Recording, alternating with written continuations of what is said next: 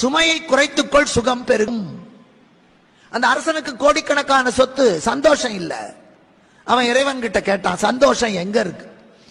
இறைவன் சொன்னார், இங்க இருந்து கிளம்பி போ திருப்பூருக்கு. திருப்பூருக்கு பக்கத்துல ஒரு 10 மைலுக்கு அந்த பக்கம் உள்ள ஒரு ஊர் இருக்கு. அந்த ஊருக்குள்ள போ, ஒத்தையடி பாதையில. அங்க ஒரு கிழிஞ்ச கோவணத்தை கட்டிக்கிட்டு ஏத்த அரைச்சுக்கிட்டு இருப்பான், பாட்டு பாடிக்கிட்டு. அவங்கிட்ட போய் கேட்டா சந்தோஷம்னா என்னன்னு சொல்லுவான். ராஜா போனா ஒத்தையடி பாதை, அங்க போனா ஒருத்தன் ஏத்த அரைக்கிறான். ஏற்றம் இறைக்கிற போது அவன் கட்டி இருக்கிறது கோவணம். அந்த கோவணமும் பின்பக்கம் கிழிஞ்சு கிடக்கு. ஒரு அழுக்கு கோவணம் ஆனந்தமா பாட்டு பாடிக்கிட்டு சிரிச்சுக்கிட்டே ஏற்றம் இறைக்கிறான்.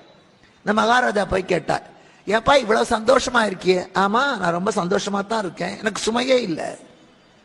நான் இவ்வளவு பெரிய ராஜ்யத்துக்கு அதிகாரி, இவ்வளவு சொத்து சுகத்தோட இருக்கிறேன், இத்தனை ஆழ்படையோட இருக்கிறேன், எனக்கு நிம்மதியே இல்லை. நீ இப்படி கிழிஞ்ச கோவணத்தை கட்டிக்கொண்டு சந்தோஷமா இருக்கே, இதுக்கு எப்படிரா அர்த்தம்னா? வாங்க காட்டுறேன். வீட்டுக்கு கூட்டிட்டு போனான்.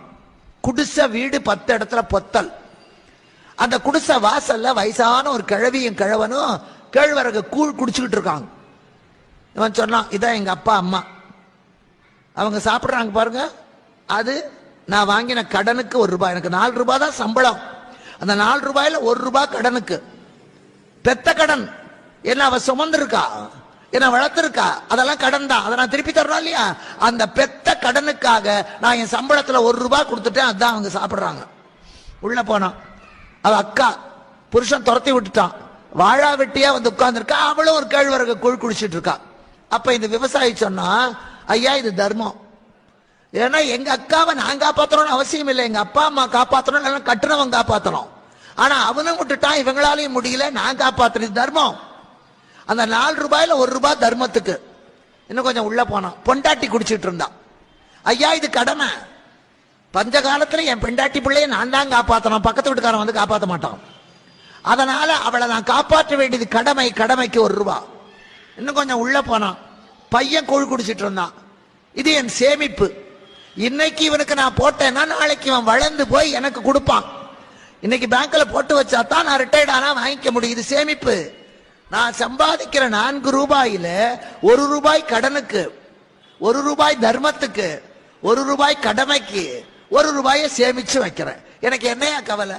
கடனும் தீர்ந்து போகுது, தர்மத்தோட புண்ணியமும் எனக்கு கிடைக்கிறது, சேமிப்பும் பலன் கொடுக்கும், கவலையே இல்லை சார்.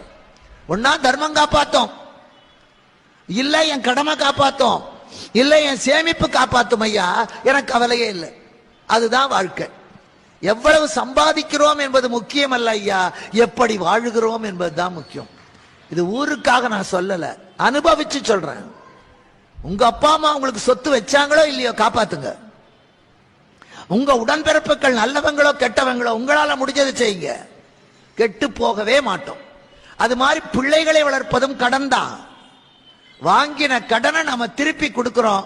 நிறைய கடன் வாங்கினா நிறைய பிக்கல் பிடுங்கல், கடன் கொஞ்சமா வாங்கினா கொஞ்சம். கடனே இல்லாதவன் சீக்கிரம் வந்து சீக்கிரம் போயிடுவான், அவ்வளவுதான். பிறந்து 10 மாசம் செத்தா அது ஒரு ஞானியோட ஆத்மா, அவருக்கு இந்த உலகத்துல அவ்வளவுதான்.